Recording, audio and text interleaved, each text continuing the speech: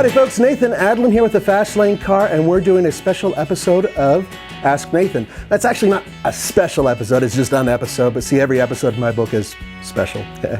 So today we're going to answer a few questions, and we're going to talk a little bit about this vehicle behind me, which is the 2016 Volkswagen Dune Convertible. Yes, I drove it. It looked really strange to have a fat, bald guy driving around with this thing, but that's a whole nother story. So let's just go right into it.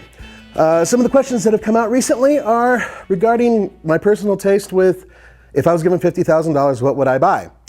That's pretty simple. I'd probably buy a fully outfitted Jeep Wrangler, maybe a Camaro SS. This is kind of, you know, I've always wanted like a fully just done up Jeep Wrangler.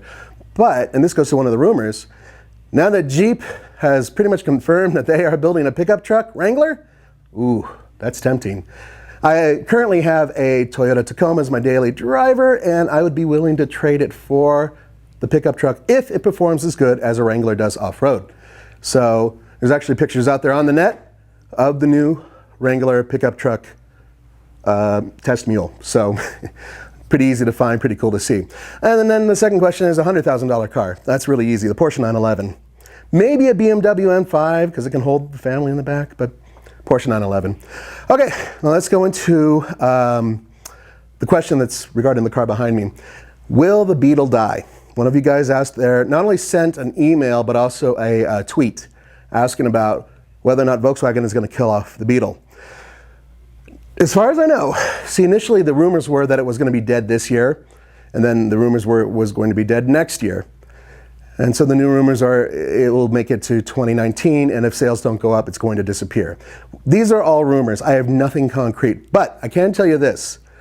This is the best new Beetle that they've produced yet. This body style, so to speak, this version. The Volkswagen Dune in itself, well, it's... It doesn't make any sense to me whatsoever. Okay, the rear track is 0.2 inches wider, and it is 0.4 inches higher. 0.4 inches higher. It doesn't really make a lot of sense. I mean, all this for that. The color is unique, the interior is unique. It looks good in terms of from the interior out. Actually has a flat bottom steering wheel, and it zooms great. It's got a 1.8 liter four-cylinder turbo engine, which is fantastic. It's really good. And this one comes with a 6-speed automatic transmission, and it's probably one of the best units I've ever driven from Volkswagen. It's a fantastic transmission, but it's not really a Dune. I mean, I would want to have big tires and lift it off the ground and looking kind of cool, and it's not. So anyway, I think the execution was good, but it could have been great. There you go. And in terms of Volkswagen kicking the Beetle out, let's see if Volkswagen can survive the next few years before we even think about them getting rid of the Beetle. You know what would be great though? If the Beetle online had as many selections available as the Mini did or does. Because I mean, this is really a car that competes with that. It's a lifestyle car. So you would want to have lots of choices for interiors and toys to put on it. And they don't do that, and it's a shame because I think that they lost an opportunity. Moving on. One of you asked about the Mustang GT versus the Lexus RC350 as a cruiser and fun car to drive.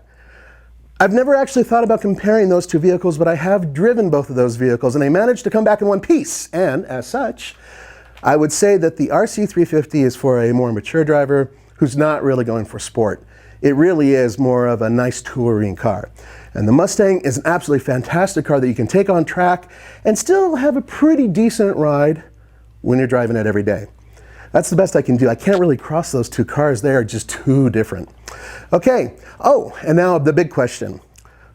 Have we ever had an issue when we've gone prototype hunting with an automaker or other company being upset with what we've recorded? Yes and no.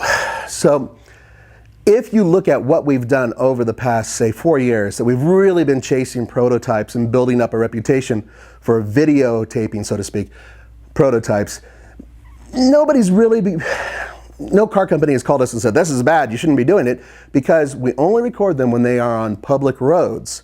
However, we have had a few drivers who have lost their cool. They don't like it very much, and I can understand that.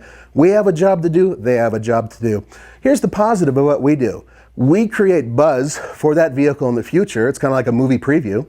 And at the same time, they're trying to do their job by staying away from us. But at the same time, both of us have to adhere to the rules of the road and private property restrictions and everything else. So far, we've had a couple questions from automakers like, where'd you get that? Or where'd you see that? But so far, nobody's really scolded us. But that's because we play the game legally. We are doing everything that we're supposed to do to stay out of people's private property, and we follow the rules of the road. So far, so good. In the future, if we do get a phone call from a manufacturer and they say, I don't like what you've done, or don't show people the photo of this vehicle, that wouldn't make any sense because it's public domain. I mean, anybody with a cell phone can crank off a picture or even a video of that car passing by. That's why I'm not too terribly worried about it. But nonetheless, there's your answer. Pretty much, no, we've been cool. All right, well, thank you so much for joining me for another Ask Nathan. Don't forget to put your questions down below, and I will answer them the best I can, or somebody else from TFL will. And on top of that, either we'll respond below or use your question right here on video. Thank you so much for joining us. See you next time. A lot of you have asked, and this is a recurring question over the years, what are our personal vehicles? Well, I'm not inclined to tell you exactly what we drive as day-to-day drivers because we get these pretty much all the time. But I will say this, we have amongst the TFL crew, Chevys, Fords, Acuras, Hondas, Mazdas, Toyotas, Subaru, and Lexus, and Mini, and Jeep.